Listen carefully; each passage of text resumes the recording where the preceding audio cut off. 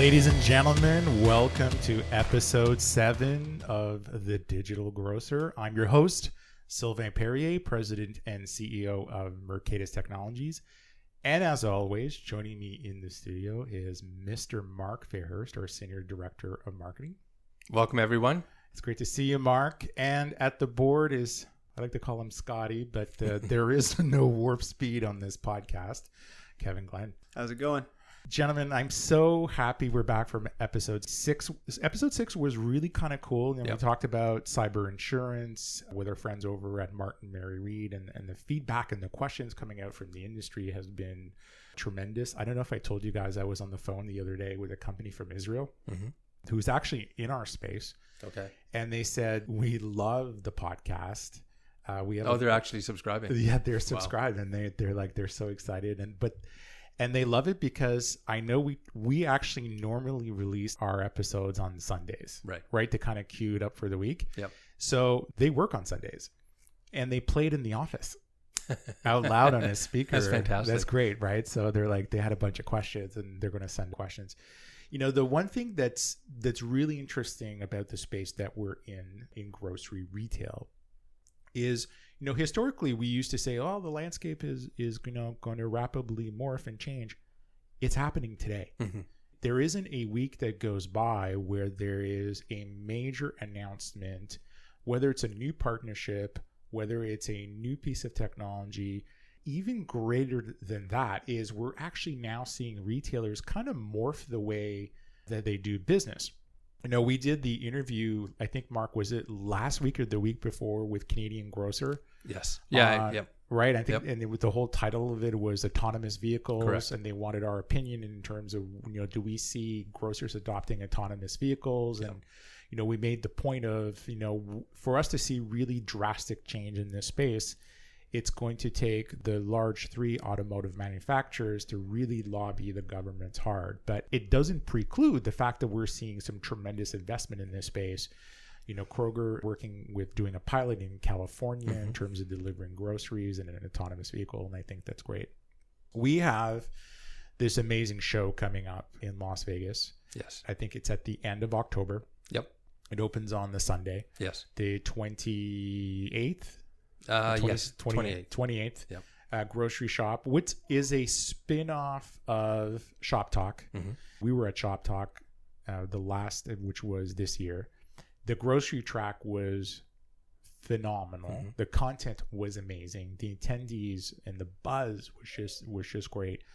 I'm excited to see the trends that are going to be discussed at the show. I'm more curious to see what's really going to be transformational out there in the industry. And much like we've done in our other shows, in the other episodes, we just don't rely on our own knowledge. We bring in a special guest. And I will tell you, ladies and gentlemen, if you're listening, we've brought the one guy who gets this industry from end to end. Calling from somewhere in the United States, likely on the West Coast because he knows better than the rest of us. The weather's way better in California. Joining us is the supermarket guru himself, Phil Lempert. Phil. Well, thank you so much for inviting me. Oh, you're welcome. It's great to have you on our show. And, you know, for those of you who don't know Phil, he's the guy all the major networks, whether it's TV, radio, trade publications, he's the guy they go to demystify whatever may be happening from a product perspective, from a trend perspective, or quite frankly, just to understand what is happening in this space and what may be coming down the pipe in this space. So it's great to have you on our show today. So tell me from your perspective, when you look at the retail landscape today, what gets you really excited? Well, what gets me excited, besides the work that you're doing and what's going on at Grocery Shop, is the fact that we're really attracting, for the first time ever, a whole new level of expertise to grocery. You know, being in grocery was never the cool guys, but now we're attracting people people from Harvard and MIT and Stanford, and people who really want to transform our industry. And that's probably the most exciting thing I've ever seen. My job is to walk up and down the aisles of supermarkets and tap consumers on the shoulder and say, why did you buy this? Why didn't you buy that? And consumers are getting smarter than ever before. So we're really looking at this industry through a very different lens. And when I look at what Grocery Shop is doing, and you mentioned it earlier, they are not only attracting people that typically are not on the platform speaking, but they're attracting people CEO level who are really sharing the idea. Today's food entrepreneur, whether it's for products or whether it's for retail, are really driven by a whole new set of rules. It used to be, driven by money. Now they're driven by a social conscience, health and wellness, enhanced nutrition, life hacking. The world is upside down. And I think for me, that's fabulous. Absolutely. Now, I'm kind of curious, how hard is it being a grocery retailer today when you have the myriad amounts of pressure coming down from the consumers who just want more? And so is it become that much more of a challenge for a brick and mortar operator? Absolutely. And not only do you have the challenge from the consumer, but now you have the challenge, from all new kinds of retailers who want to sell food, whether it's food from e-commerce, whether it's players who have never been in food before, but decided because food is so big, they want a piece of it. Kimball Musk is a great example. Instacart, great example. I mean, these are people typically who have not been in the food world that are coming in the food world. So you've got those challenges as a retailer. And also, frankly, the traditional supermarket that's 42 to 45,000 square foot is a dinosaur. It shouldn't exist. It probably became extinct 10 years ago, and these retailers just never did it. So we're also looking at that physical configuration. How do we have to change this? And when you think about how a supermarket is built and how it's put together, that we walk through the produce department, then up and down the aisles, and we're, passing by some 40,000 products. That's absurd. Who says the supermarket should look like that? That's not the way we eat. Why not re-envision a supermarket to be mirroring the way we eat? We buy foods for breakfast, we buy it for lunch, we buy it for snacks, we buy it for dinner. Why doesn't the supermarket set up like that? And there's certain products like milk, for example, that might be in all four of those areas. But we need to rethink the physical layout of a supermarket if in fact we want consumers to get excited. And now with automatic replenishment, what we're going to see is, half the products that are in the supermarket, those brand names that we never want to run out of, those are going to disappear, which is going to give us a lot more space in that store to really have conversations with the produce guy, with the meat manager, with the baker, and really get into a whole culinary experience, if you would, versus, again, that boring idea of walking up and down aisles. Yeah, and that's an interesting concept because at the end of the day, what it lends itself well is to take the products that are ultimately very commoditized.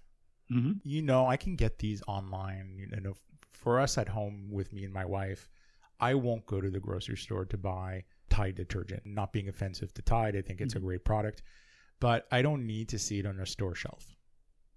I'm actually more interested in, as you're suggesting, having a conversation with the butcher behind the counter to understand what is this steak that I'm going to buy, where did this cut of meat come from, and what can I do with it, right? So it's a richer experience. And then so the store becomes significantly decluttered in that sense. And it's more akin to my lifestyle and likely to a bunch of other consumers' lifestyle. But when I think of those concepts, then I start to wonder, are we over-retailed in America? Absolutely. We don't need the amount of stores that we have. And also, a lot of the stores that we have are mirror images of their competitors. So yeah, maybe the floor is a different color and so on, but it's the same basic products, which is why what we're starting to see with retailers like Green Zebra or Erewhon, these brick and mortar experiences that are smaller, that have unique offerings that we can't get elsewhere, that's becoming very exciting, for retail. Why should I have to, go to Albertsons and Safeway and see the same products, especially when their stores are across the street? So sure, I can save 10 cents on a can of peas. Big deal. That's not what retailing and merchandising is all about. Yeah, that's true. So let me relate an example to the audience. So north of Toronto, there's a very small family retail outfit called Vince's Market. And majority of the people, unless you're here in Toronto, will have not heard of it. So the family operates, I think, maybe 10 locations maximum. Kevin, do you know? I know they had a location in Etobicoke. Okay. Right, and they had one in Sharon as well. Correct. Yeah, and I think they've subsequently opened more. The family turned around and ended up purchasing a Target location when Target decided to exit the Canadian space. Reaction being, this is a Target facility, maybe 50,000, 60,000 square feet. It is attached to a Cadillac Fairview Mall, which in the U.S. equivalent is like, Simon's Malls. Right, I think it's called, where they have the Lexus parked outside and the valet parking. So you're kind of like, why would a very small local retailer make that type of substantial investment? Well, when you visit this location, and I met with the manager at the front door in the opening day, I said to him, why this? He says, you're going to understand two things. First of all, we know we're not capturing your entire share of wallet as a consumer. So we've actually made the decision not to put every single product that we can fit inside 50,000 square feet. That's number one. Number two is they've created these very, very unique food stations, much like Price Chopper did with their concept that they did before the Market 32 came out. And so they've put in these very unique food stations inside. So unique that they have attracted European CPGs into the Canadian marketplace to feature certain products, cheeses, prosciuttos, and so on and so on. And coffees, and it's amazing. When you walk in, it's literally a culinary experience every station that you go to. And I'm like, wow, this may be my new favorite grocery store. And that's a great example that relates back to what you were saying, Phil. I did not get a chance to talk to any of the CPGs inside the store, but historically, my conversations with CPGs is they're playing a little bit of catch up on this whole e-commerce thing, and they're a bit worried. Is that the sense that you're getting from your conversations?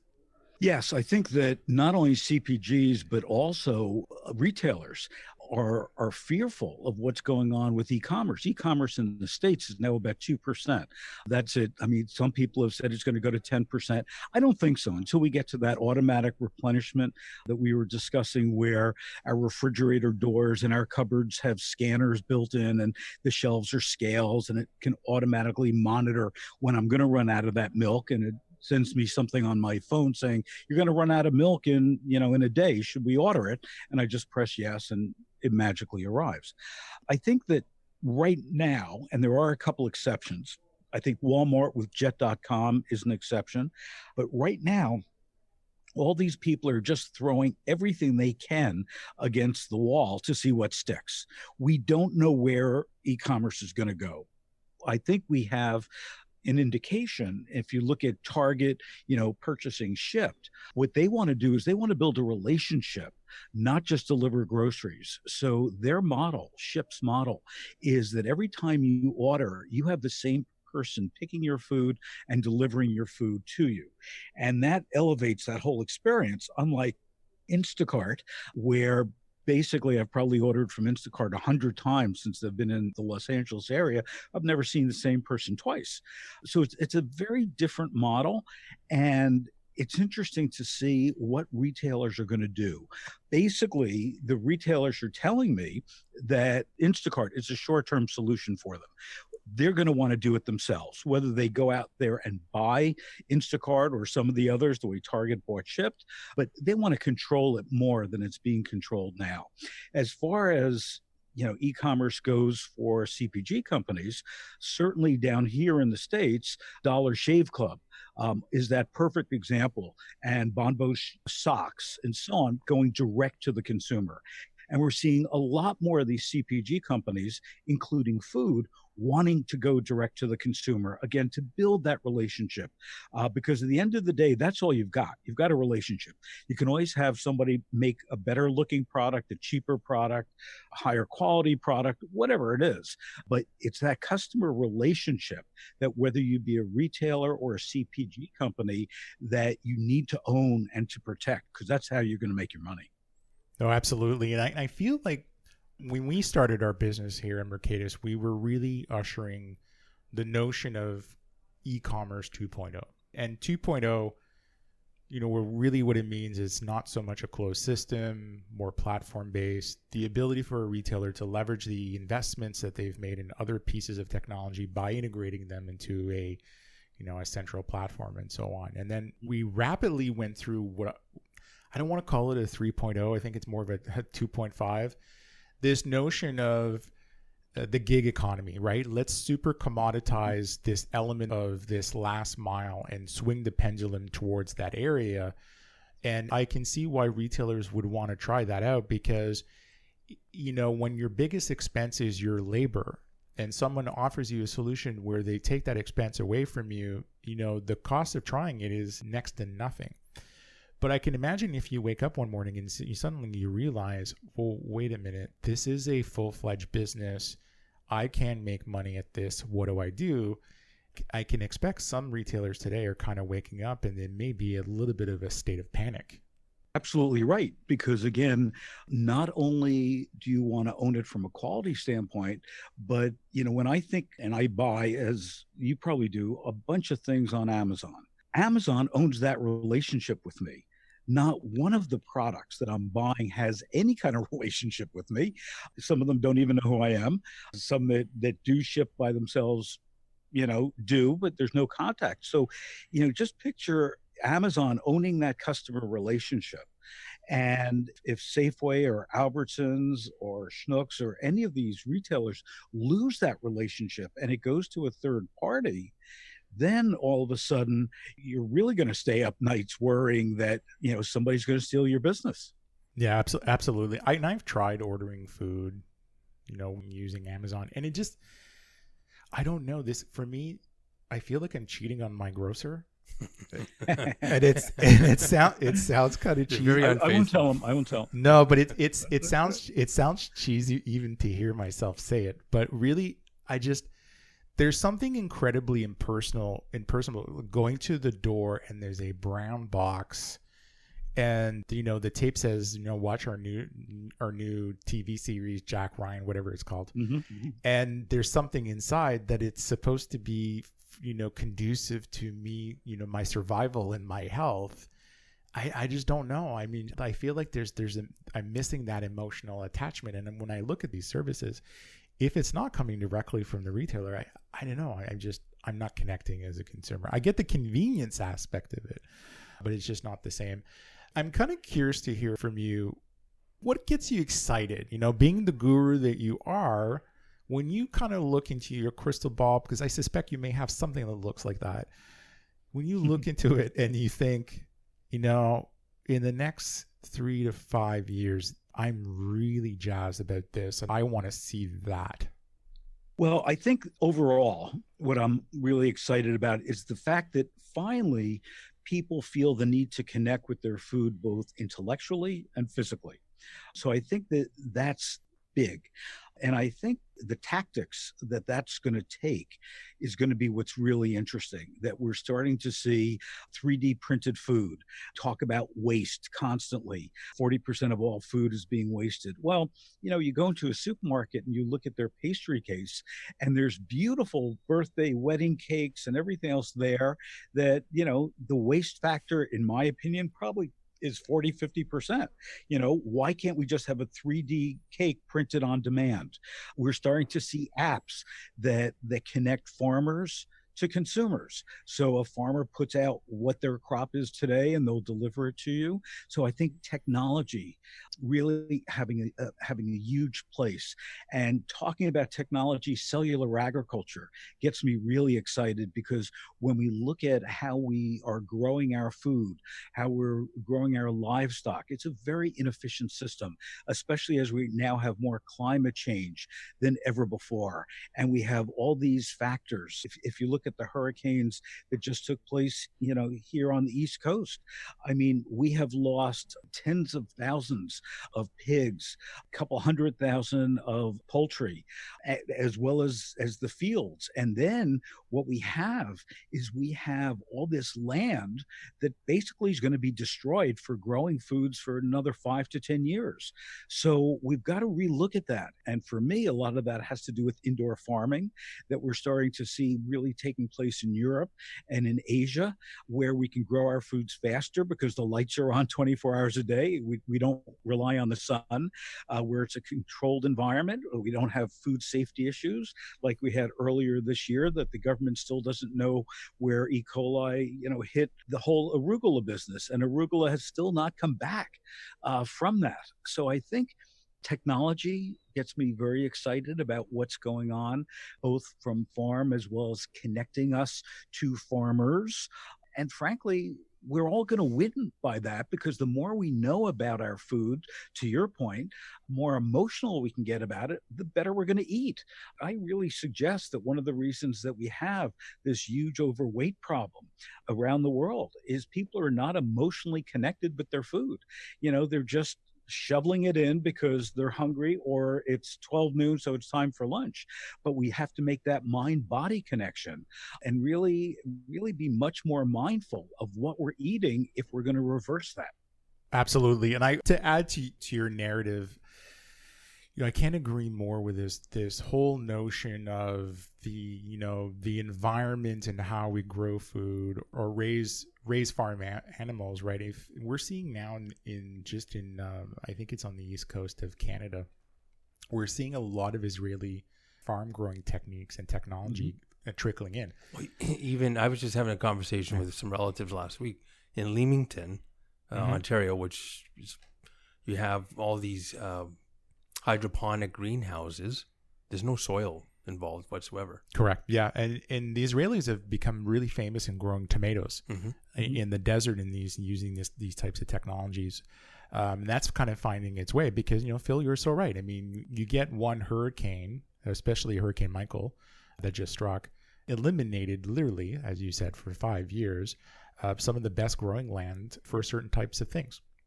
When I kind of look at the landscape of what's emerging in terms of technology, if I put my consumer hat on, I'm thinking greater convenience, greater transparency, but a greater risk to privacy.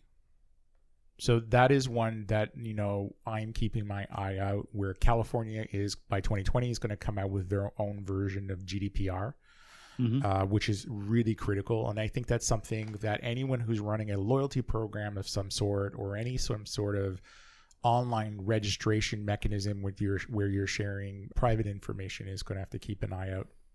We're also, I think, retailers are catching up to where the banks were in the 80s and the 90s, which is the notion of share a wallet, looking at the data, hopefully leveraging it to create some sort of personalization, to recommend content, to grow share basket. We know Kroger is number one in this space here because of their strategic investments they've made in the past. I think you're going to see that type of thinking and knowledge trickle into some of the technology that may make its way into retail. I think that's incredibly exciting. I also think that we are about to step out of, I call this, we're in a world of Walmart 2.0. And Phil, you probably remember this. You remember what it was like 20 years ago when you were a retailer trying to compete against Walmart? Yep. It was atrocious, right? You needed to find a way to differentiate yourself. I think we are going back into one of those phases again, where retailers are going to have to relearn how to properly compete and differentiate themselves against Walmart. I think you're right. And especially I'm watching very closely what's going on at jet.com in New York. And, I think that Walmart is going to stay ahead of their competitors by having Jet, by experimenting with a lot of the things that they're doing with Jet and moving it forward into Walmart, 4.0.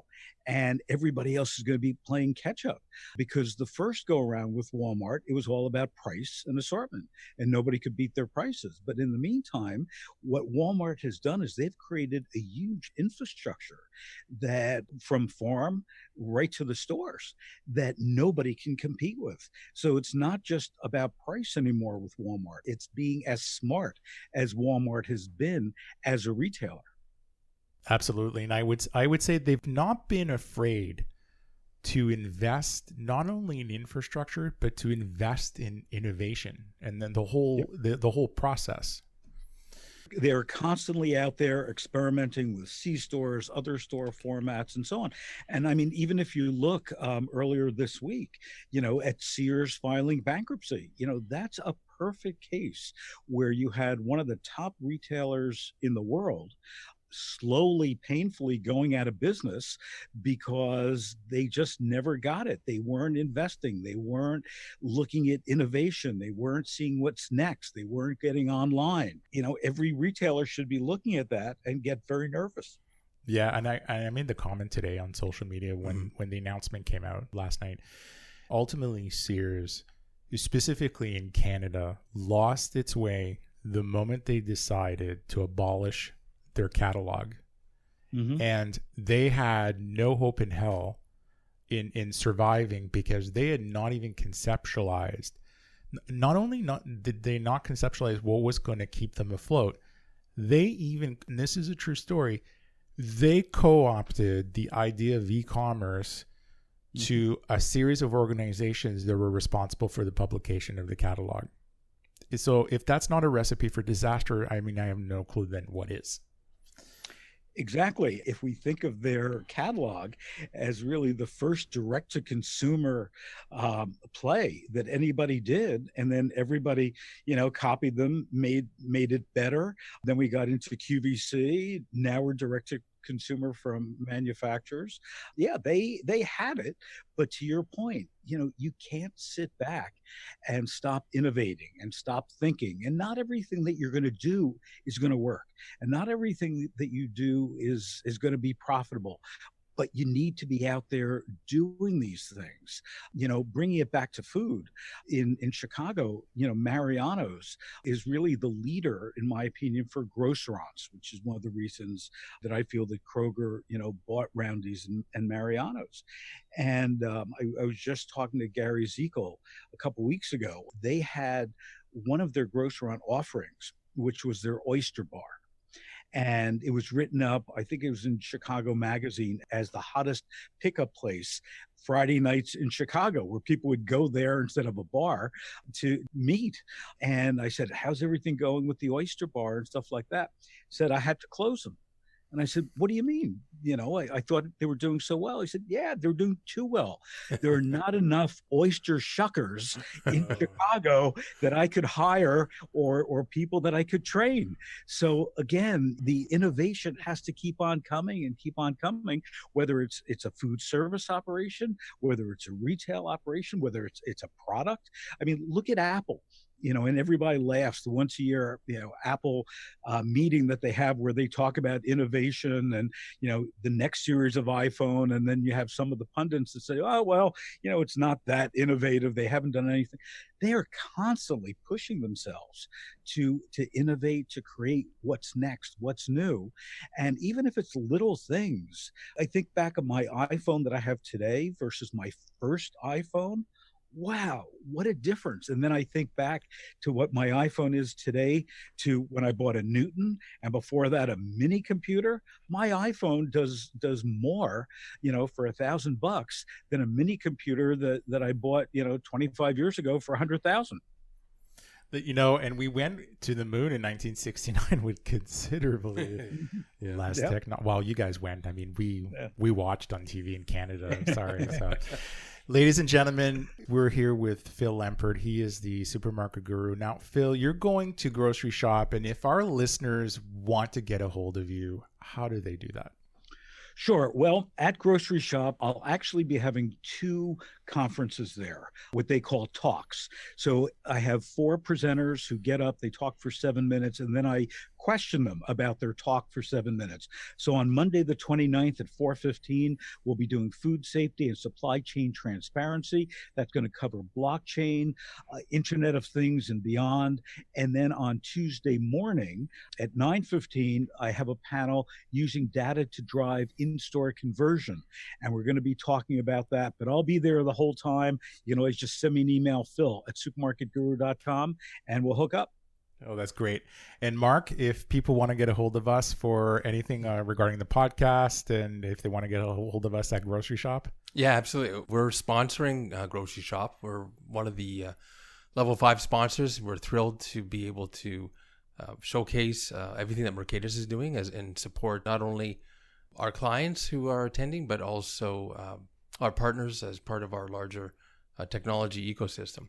We will be at booth 314 in the trade show area, and we will be there from noon on Sunday to Wednesday at noon when the show closes.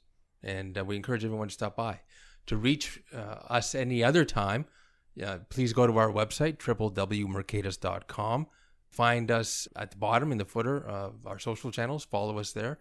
And we look forward to hearing comments and accolades and critiques of our podcast, and we look forward to seeing everyone at Grocery Shop. Phil, it was a pleasure to have you on the show, and thank you everyone for listening. Our next episode is in the works, and the release date is TBD, so check back soon, update your feed. You won't want to miss it.